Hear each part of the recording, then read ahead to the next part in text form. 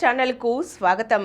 మనం నిస్వార్థ ప్రజా సేవకురాలు ప్రముఖ సంఘ సంస్కర్త అయినటువంటి శ్రీమతి హేమలత లవణం గారి స్వీయ జీవితగాథ మృత్యోర్మ అమృతంగమయ్య అనే ఈ పుస్తకం నుండి ఆమె జీవిత విశేషాలు తెలుసుకుంటున్నాం కదండి.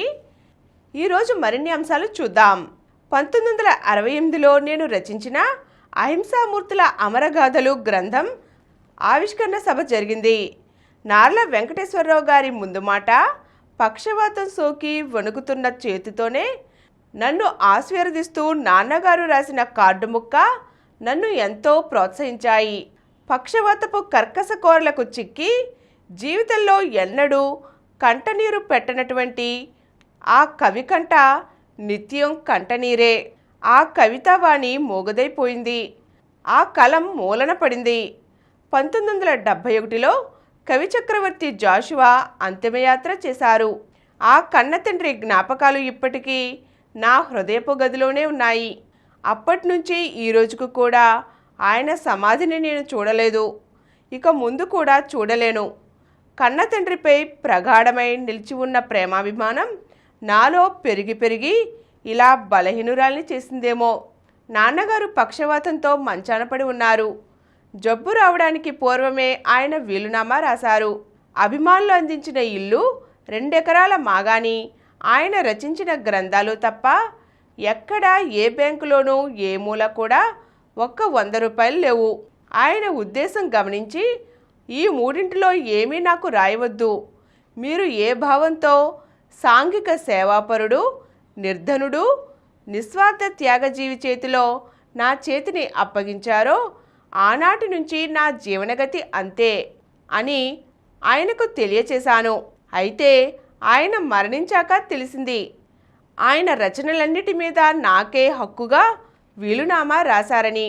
కానీ ఆ గ్రంథాలను అచ్చువేయగల స్తోమత, ధనబలం నాకు లేవు.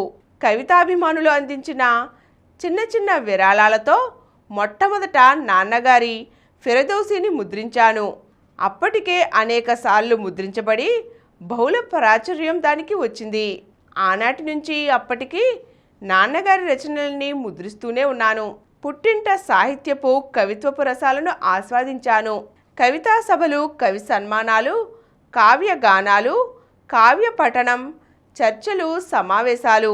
నా పుట్టింట ఇవే నా అనుభవాలు. అత్తింట ఇందుకు భిన్నం. సాంఘిక దృష్టి, సాంఘిక సమస్యలు, సమాజపు మార్పు, నాస్తిక జీవన విధానం, సత్యాగ్రహాలు, శాస్త్రీయ పరిజ్ఞానం, ఇవే కార్యక్రమాలు. వీటికి సంబంధించిన రచనలు, పాటలు. ఇక్కడ నా స్నేహితులు. ఇవి అర్థం చేసుకోవడానికి, ఆచరించడానికి మొదట నాకు కష్టతరమే అయింది. కాలం జరిగే కొద్దీ ఆ విషయాలలోనే నేను తాదాత్మ్యం చెందాను. ఆలోచనలు, భావాలు మార్పు చెందాయి. నాలో పెరిగిన కొన్ని భయాలు పోయి మనసు తెరుచుకున్నది. ఒక మహాకవి అన్నట్లుగా, నీవు భయపడుతున్నంతకాలం సంఘం నిన్ను భయపెడుతుంది. నీవు భయరహితుడవైన వేళ సమాజం నిన్ను చూసి భయపడుతుంది. నా వివాహంతో నా పుట్టింట విశ్వమానవతా పవనాలు చొరబడ్డాయి. మా చిన్నక్క కుటుంబంలో అన్నీ సమసమాజ నిర్మాణానికి బాటలు వేసిన వివాహాలే జరిగాయి. స్వార్థపూరిత సాంఘిక కట్టుబాట్లను తెంచి ఈనాడు వారందరూ ఎంతో అర్హమైన పదవుల్లో అలరారుతున్నారు. మా పెద్దక్క కాంతామణి, మా చిన్నన్న వలరాజు కనుమరుగై చరిత్రలో కలిసిపోయారు. ఈరోజు మనం జాషువా గారి మరణం తర్వాత హేమలత లవణం గారి జీవితంలో వచ్చిన కొన్ని మార్పులు చూసాం కదండి. మరో చక్కని అంశంతో మళ్ళీ కలుద్దాం.